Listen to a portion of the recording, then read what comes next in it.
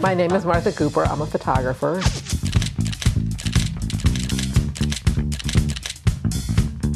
I, by chance, documented some of the earliest of emerging hip-hop.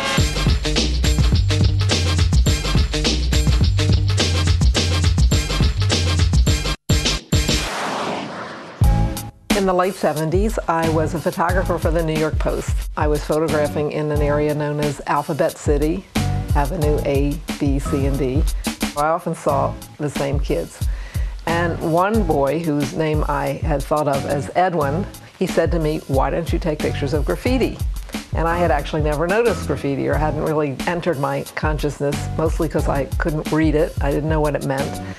And he had this notebook with him and showed me that he was designing these pieces, his name, his nickname, which happened to be He3, and that he put them on walls. This fascinated me, the idea that graffiti was something that was designed before it was put up, that it wasn't vandalism. When I began to question him, he said, "Well, I know a king and I can introduce you." And he introduced me to Dondi, who was in fact the king of the line. And I just became obsessed with documenting graffiti. Kids today call Dondi a style master, and he definitely was one of the great kings of graffiti. After I had been documenting Dondi for a while, he did allow me to go into the yards with him, and then I understood how you could climb up to hit the top of the car. If you look at the train that he was painting that night, it says 1980 on the car, and he also put a little MC for me, Martha Cooper. I was doing all my documentation of graffiti as purely a personal project.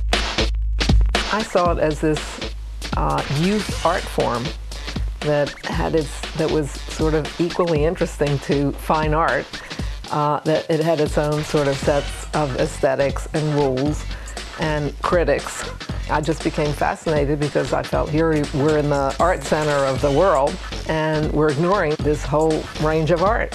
When I began documenting graffiti, and in fact the whole time I was documenting graffiti, I felt as if I was doing it in the spirit of historic preservation.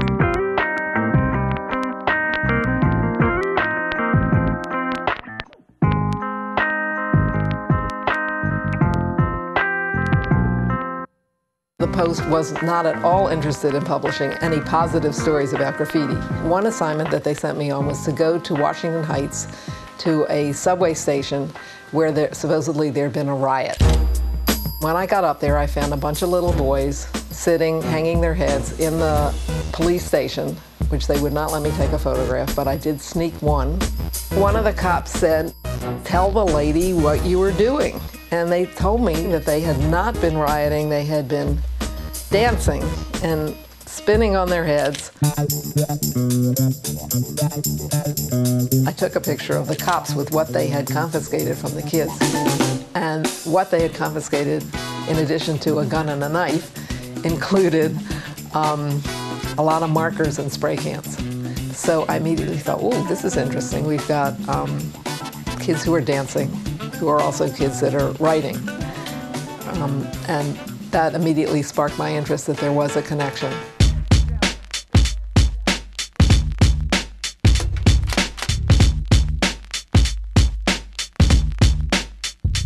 The Village Voice published this story, front page, calling it physical graffiti. This is the first time that breakdancing ever appears in print. And as a result, New York being a media town, a lot of TV stations really glommed onto this as an idea.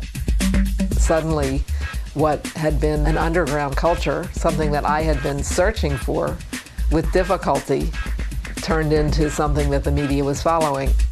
I would say it took off from there.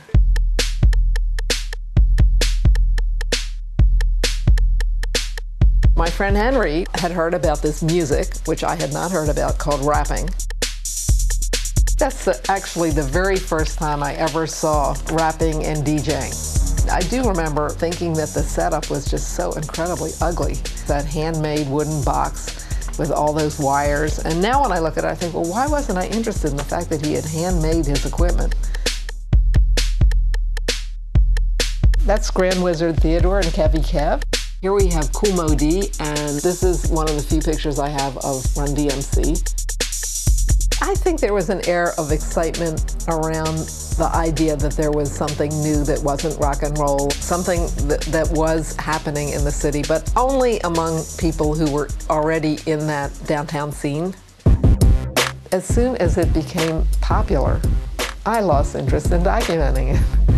I use photography as a kind of a tool to go out and look at things.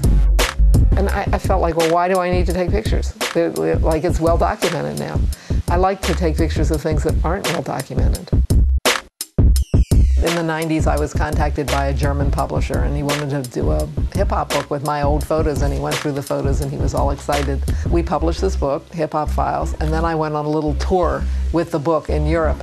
It's amazing to me that I went from seeing hip-hop as non-existent to being a predominant world culture. It makes me feel really lucky. Yeah, it's very surprising and rewarding at the same time.